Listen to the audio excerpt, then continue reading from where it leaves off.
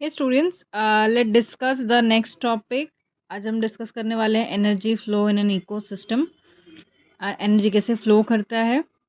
Okay, so ये topic मैं discuss कर रही हूँ from the book called environment and science by R Gupta.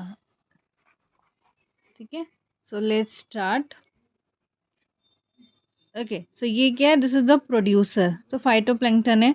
जो प्रोड्यूसर्स होते हैं उनमें जो एनर्जी होती है वो बेसिकली कहाँ से आती है? From the solar energy. Because जो प्रोड्यूसर्स होते हैं like the plants, phytoplanktons, through photosynthesis वो क्या करते हैं? सोलर एनर्जी को वो स्टोर कर लेते हैं। ठीक है, तो उनके पास सपोज कि उनके पास 10,000 किलो कैलोरी एनर्जी है। ठीक है, तो जब ये फाइटोप्लैंक्टन्स को जब कंज्यूमर ने, यानी कि जो प्राइमरी कंज्यूमर है, यानी एग्जांपल इज जूप्लैंक्टन, जब उसने खाया तो क्या हुआ? उसकी जो बॉडी का 90% जो था एनर्जी, वो as a form of heat and respiration के थ्रू वो बाहर गया। ठीक है, तो प्रोड्यूसर में कितना था? 10,000 किलो कैलोरी। लेकिन जो प्राइमरी कंज्यूमर है उसमें 10,000 का एज इट इज़ नहीं गया, ओनली 1,000 गया। बाकी का जो 90% है वो हीट के फॉर्म में वो रिलीज हो गया। ओके, देन इसके बाद अभी देखिए, जो जू प्लैंक्टन्स हैं, यानी कि जो प्राइमरी कंज्यूमर है, उसके पास अभी एनर्जी कितनी है? 1,000। नाउ इस जो प्राइमरी कंज्यूमर है ना, इसको खाया किसने? द सेकेंडरी कंज्यूमर ने। ठीक है, तो अभी इसके पास 1,000 था, लेकिन जब इसको नेक्स्ट वाले लेवल वाले ने खाया तो उसका 90% भी सेम हीट के फॉर्म में, है ना, रेस्पिरेशन के थ्रू वो वेस्ट हो गया।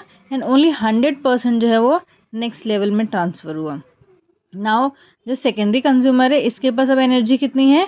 100 किलो कैलोरी। राइट, अभी इसको किसने खाया? यहाँ पे हमें दिया हुआ है टर्सरी कंज्यूमर, यानी ह्यूमन ने खाया। तो ह्यूमन को कितना मिला? इसका 10%, यानी 100 का 10% कितना हुआ? 10। बाकी का जो 90 है वो हीट के फॉर्म में वो रिलीज हो गया है। ओके, इट मीन्स ये क्या शो करता है? विद एवरी ट्रॉपिक लेवल जो पहले वाले का जो एनर्जी था उसका 90% वेस्ट होता है, ओनली 10% जो होता है वो ट्रांसफ़र होता है।